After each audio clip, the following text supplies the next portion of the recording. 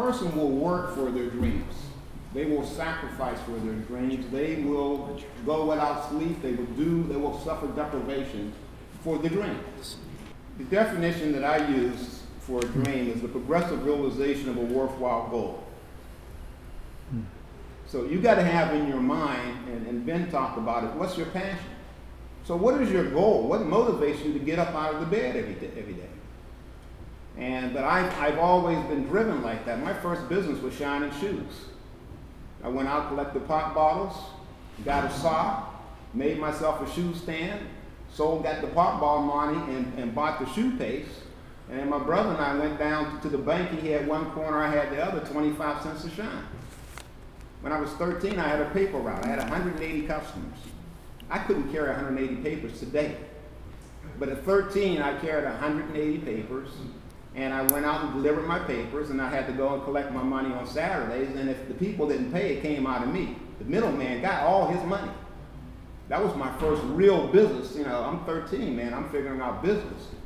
You know, and I had a woman that didn't pay me. I cut her paper off. She came out and beat me with a switch. I said, you didn't pay me. You know? This is business. You know, you didn't pay. No, but I learned. I learned about business. You know, and I walked, and then I saved enough money, bought myself a bicycle, and I used the bicycle to be more efficient. And I did that business until I was 17. But I always in my mind, I saw myself as, I used to watch those Rock Hudson Doors Day movies.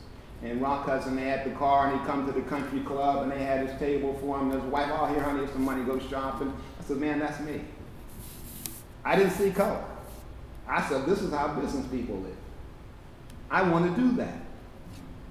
And so at 12, I knew I wanted to be a business owner. I didn't know how, but I knew that's the lifestyle that I wanted. And I'm saying that if we expose our children to these things, we can plant the seeds and they can develop a dream. The biggest problem with our kids is that their dreams have been destroyed. Yep. And the biggest problem with their dreams being destroyed is the breakdown of the family. My parents set a standard, and my mother used to tell me, when I leave the house, remember who you are. What do you mean, remember who I am? I know who I am. But what she was saying, don't go out here and do something stupid and embarrass this family. And I'm saying most of us can look back in our lives, in our families, 1, 2 generations, that's what we come from. Every one of us have somebody in your family to decide, I'm changing the dynamic. My circumstances are not going to control me, I'm going to control my circumstances. We got to get those stories out. My dad was a part of the Great Migration from the South. He was a sharecropper. And if you don't know anything about sharecropping, that's when you don't own the land, you don't own the mule, you don't own the equipment, you don't own your house, you don't own the food that you buy. Everything is owned by that landowner. All right? And then you work all year long. At the end of the year, you don't know what the going crops are because by law, you can only get 3 years of education. Okay? And then he comes in, looks down, settles up, well, looks like we broke even. Here's a ham, have a nice Christmas. Wow. That's sharecropping, okay? And my dad is one of 18 kids. He decided that this isn't a good deal, all right? So he had dreams, goals, and ambition. He left there in 1946, went to Pittsburgh, and got a job in the steel mills. He rented one room, sent the money back, took care of my brother and sister for 3 years. And then they came up and they lived 3 people in the bedroom. Then I was born, the first kid born there, right? So we lived in the same room, in the same bed, in the same underwear. That's poor. So those were some tough times. But off of that, and he saved his money, he bought a house because the banks wouldn't loan him any money. All right, but there was some folks in the community, some Jewish folks that would loan money to black people, and so he got a loan, bought a duplex. And we lived on one side, he rented out the other, and then the rent paid the mortgage. And we stayed there for a number of years. We refurbished those properties, and then we moved out and up to, by that time they had integration. My dad bought a house up on the hill, and the rent from those 2 places that we initially were in paid the mortgage on the house. And so that's where we were raised. And my dad was a steel worker. Now, one of the things I realized that I didn't want to be a steel worker. I was very appreciative of the fact that my dad got us out of the farm. He broke that cycle of poverty. But I did know my dad would come home with orange dust all over him. And I said, okay, I don't want to do that.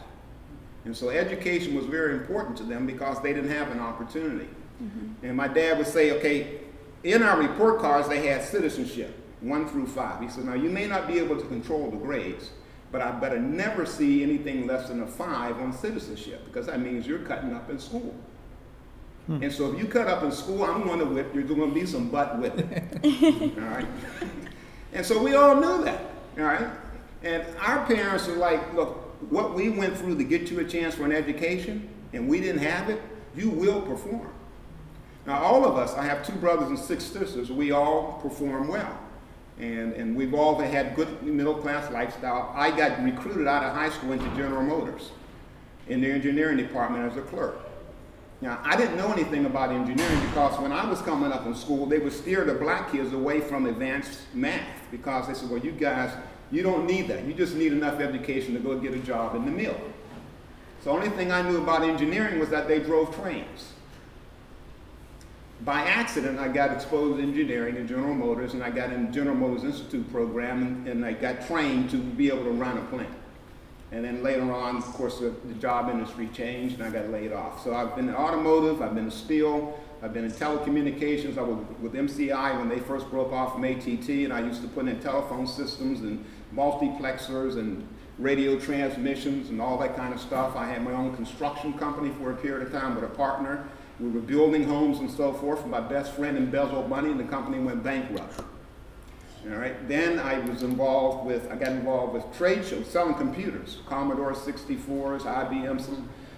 I did that for a number of years, and then I figured out that I was teaching people how to use the information to build their businesses, and then they would go buy the stuff from somebody else, so I formed a consulting company, and I started selling the ideas.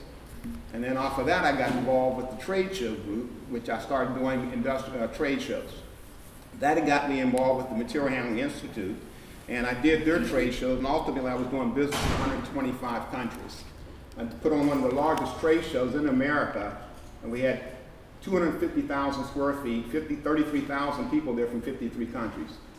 And I worked with the U.S. Consulates, Department of Commerce, and all that. Now from there, I came to the conclusion, they said, well man, if Staton keeps making this kind of money, he's going to be making more money than the president. And I'm like, well, I had a better year than the president. So what's the problem? Now, when they hired me, they had to go back and form a board meeting because they had in their bylaws, no black people can work here. So they had to have a board meeting to update their bylaws in order to hire me, and that's how I ended up in Charlotte, North Carolina from Pittsburgh. But I told my wife, I said, in 5 years they're going to get rid of me, so I started looking for a business. And I had 2 IBM typewriter guys that used to repair typewriters. I bought controlling interest of that business. And what I did was, when I was making money, I was banking 20% of what I made. My income and my expenses were based on my base salary. I banked all my commissions. I got a house, I got a 15-year mortgage, not a 30-year mortgage. So I had my house nearly paid off in 10 years. That also gave me the equity in the house. I saved my money, I had my 401k, I bought that business, put 100 grand into that, and I pulled 100 grand worth of equity out of my house, which had doubled, went from $77,000 to $200,000. That financed my business. I then took a look at the banks and all that I had done in industry, because I used to keep industry running. I was a maintenance foreman, and I became a plant engineer. And then we had to do everything. It was a union shop. So no matter what it was, if it broke, my department fixed it. It was a 24-hour operation. I took that mindset, took it to the office place and says, okay, I went to the banks and they had their own repair folks. I says, you can outsource that work to me. I will streamline it, I will standardize, I will cut your cost by 30%, increase your efficiency by 80%, and I'll give you complete control of your inventory. And I will extend the life of that equipment. So every year that I keep that piece of equipment running, if it costs you $2,500 for the machine, I can keep it running for $250, and you get a $2,000 plus saving. 500 branches, that's $1 million a year savings. I've been doing that for the last 20 years. I built that from there, from a regional to a state to 8 states, 70 subcontractors, 8 employees, a multi-million-dollar business. Now, I say all that to say that I know how to build a business with no money.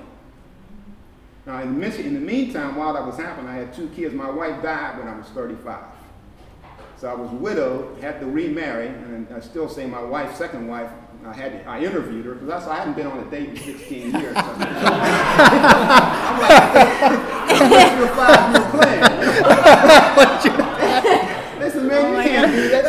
I'm on a mission here. I got work to do. I need a partner to raise my kids. And we were married 25 years. And by the way, my wife is a model. My wife also sang with the Supremes, with Jean Terrell and Supremes. She's a professional singer. She sang with Midnight Star, the Gap Band, a lot of folks. And I'm moving to Los Angeles, so she's going to go back and do some work in the entertainment industry. But she's my partner in my business. We're together all the time. When we built this business together, I have also served as the chair of the Carolinas Minority Supplier Development Council. From there, I got on the national committee, and I became the national chair and represented minority businesses all across the country. That's where I met Lionel Spearman and Steve Bailey. We formed Top Flight. And Top Flight we're using now to build a network, because most of us are first-generation business owners. We don't have the contacts. We didn't have the people to connect us. We didn't have any of that stuff. So we got to build these networks while we're living in the house. And that's effectively what we're doing now. And this is what this is about. We are building this network and taking this on a national basis to make these connections. And instead of trying to work through the existing organizations, we're building a new organization. Quite literally, that's what we're doing. And we're saying the way to do this is entrepreneurship. Right. Forget about the government. Forget about what you didn't get. Your mama didn't give you Twinkies. You didn't get your diaper changed often enough. And forget all that stuff. All right. Let's just talk about there are business opportunities. As these corporations are shedding bodies, getting rid of people, the work's still got to be done. All we have to do is figure out what needs to be done and how to do it, and that's our opportunity. And so we had to create something outside of that, and that's why we have Top Flight. And we are now taking this, and then this is a national movement, that we are taking this and we're working with business owners, and we're telling business owners that we can help you increase your capacity. We can help you move your business through the various stages. Most of the businesses in the council are under $1 million. 80% of them are under $1 million. And there's some that are 10, 20, 30, 50, some that are $1 billion. Now, we also work with the Dartmouth Ames Tuck MBA School, where they have programs for minority business to come there. All of us are alumni of that. Those are businesses that have been in business for 3 years, doing a minimum of $300,000 up to over $1 billion. We're tapping that network. We're tapping this network. We now want to build a network with incubators. We then, with the incubators, that gives us boots on the ground, and that in turn will allow us to reach out to the community colleges, to the major colleges, to all the various other entities that are out there, so that there is a network for folks to plug into. And when I say network, I'm talking from before you even have a kid, all the way to the grave. You got some money, now how do you pass that on to the next generation? We need to work through the network that we're building here. And Top Flight has a website. We have all this information on there. We in turn, our base is off of the William factory here. Our partner is Al, and Al in turn is going to bring in the educational component, which again, he's working with Tim. Their program is being built here. We want to replicate that throughout the country using the incubators. And so that's what we're building. This is a national initiative. We start here. This is our base. We found a partner in Tim. Al has the STEM education. He has SimTech, and he has other programs that, again, locally, that we can plug into the local schools and so forth and get kids exposed to this type of training that you have to have. The other thing that we talk to, I speak to, is about the development of family. All the stuff we're talking about, all the money in the world, doesn't mean a thing if you've got a kid that doesn't have character. 2 weeks ago, Al and I and Rhea went to one of the schools, and we were talking to a group of 8th graders. Yeah. And we were talking to them about their goals, their dreams, and how can we take that and turn that into being a business for yourself, and why STEM education is important. Because now, if you understand your math, science, engineering, and technology, you then in turn can gear your education so that you can then do what you want to do.